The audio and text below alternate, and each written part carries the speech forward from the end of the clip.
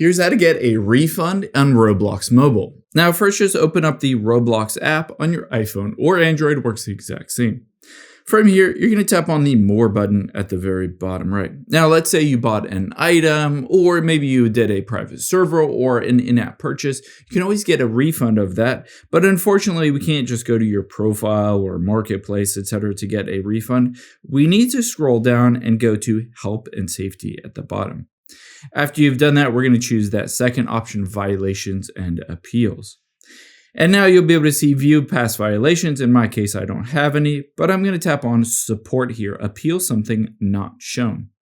After you've done that, it will ask you for your username, your first name, and your email address. Make sure you find that out and enter in the correct information associated with your account so they'll know which account to refund you.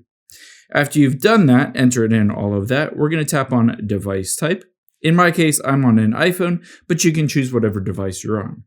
Now, under Type of Help, we're going to scroll down from here, and we're going to choose the option that says Purchases Using Robux. And then under Subcategory Type, we're going to choose Website Item. Now, all you need to do is paste in something like this. It says, "Hi, I accidentally made the purchase of item," whatever item you actually purchased and want to get a refund for, "on Roblox, and I didn't mean to make that purchase. Can you please refund me my Robux and cancel that purchase?"